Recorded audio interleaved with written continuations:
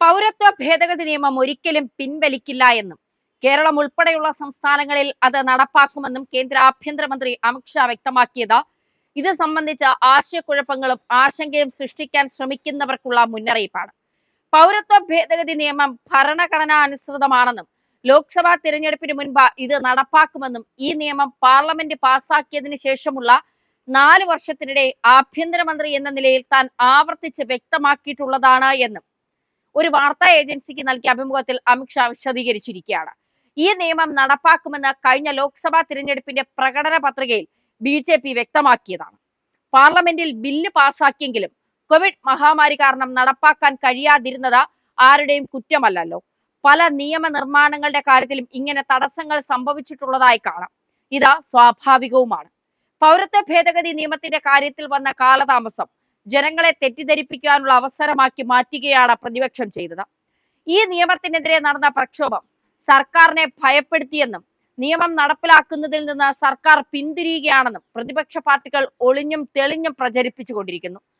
നിയമം നടപ്പാക്കുന്നത് തടയുന്നതിൽ തങ്ങൾ വിജയിച്ചിരിക്കുകയാണെന്നും ഈ പാർട്ടികൾ അഹങ്കരിച്ചു. വിഡ്ഢികളുടെ സ്വർഗത്തിൽ കഴിയാൻ ആർക്കും അവകാശമുണ്ടല്ലോ. പൗരത്വ ഭേദഗതി നിയമം നടപ്പാക്കുന്നതിന്റെ പേരിൽ രാജ്യത്തെ മുസ്ലിം ജനവിഭാഗങ്ങളിൽ അനാവശ്യ ഭീതി സൃഷ്ടിച്ച് രാഷ്ട്രീയ മുതലെടുപ്പ് നടത്താൻ കോൺഗ്രസും ഇടതു പാർട്ടികളും നടത്തുന്ന ശ്രമങ്ങളെയും അമിത്ഷാ തുറന്നു കാട്ടിയിരിക്കുന്നു.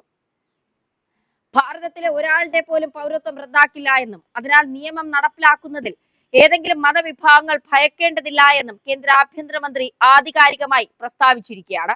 പാകിസ്ഥാൻ, ബംഗ്ലാദേശ്, അഫ്ഗാനിസ്ഥാൻ എന്നീ രാജ്യങ്ങളിൽ നിന്ന് അഭയാർത്ഥികളായി എത്തുന്ന ഹിന്ദു, ബുദ്ധ, ജൈന, സിഖ്, പാഴ്സി, ക്രൈസ്തവ മത ന്യൂനപക്ഷങ്ങൾക്ക് പൗരത്വം നൽകുക മാത്രമാണ് ചെയ്യുന്നത്.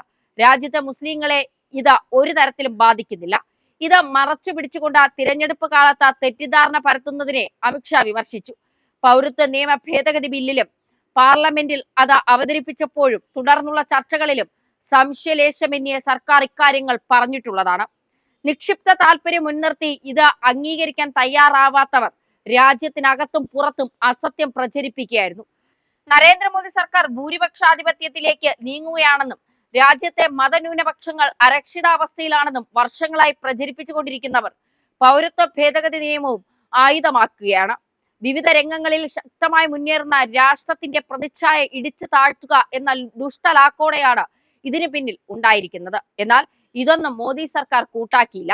മുസ്ലിം മത മൗലികവാദികളുടെ പിന്തുണയുറപ്പിക്കാൻ കോമാളി വേഷം കെട്ടുന്ന മുഖ്യമന്ത്രി പിണറായി വിജയനെ പോലുള്ളവർക്കും അമിത്ഷാ വ്യക്തമായ മറുപടി നൽകുന്നുണ്ട്.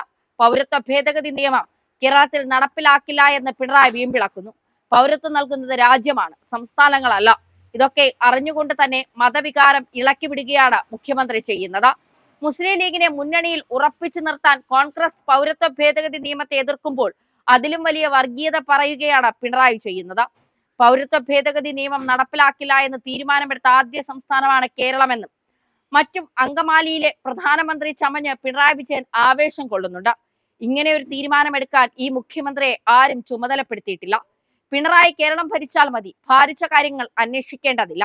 രാജ്യം ഭരിക്കാൻ ജനങ്ങൾ തിരഞ്ഞെടുത്തിട്ടുള്ളത് BJPയും നരേന്ദ്രമോദിയുമാണ്. ആരെങ്കിലും കണ്ണിറുക്കി കാണിച്ചാൽ പിന്മാറുന്നവരല്ല കേന്ദ്രം ഭരിക്കുന്നത്. ചോദിക്കാനും പറയാനും ആളുണ്ട്. പിണറായിമാരുടെ ചങ്കിലെ ചൈനയ്ക്ക് പോലും ബോധ്യപ്പെട്ടിട്ടുള്ള കാര്യമാണിത്. എന്നിട്ടാണ് പിണറായിയുടെ പ്രഹസനം. രാജ്യത്തിന് ആവശ്യമുള്ള നിയമം കൊണ്ടുവരാൻ കഴിയുമെങ്കിൽ അത് നടപ്പാക്കാനും മോദി സർക്കാരിനറിയാം. ആർട്ടിക്കിൾ 370 റദ്ദാക്കിയപ്പോൾ ഇതുപോലെ തന്നെ ആയിരുന്നല്ലോ പലരുടെയും നിലപാട്. അതിനെക്കുറിച്ച് ഇപ്പോൾ ഒന്നും മിണ്ടുന്നില്ല. പൗരത്വ നിയമ ഭേദഗതിയുടെ കാര്യത്തിലും ഇത് തന്നെയാണ് സംഭവിക്കുക.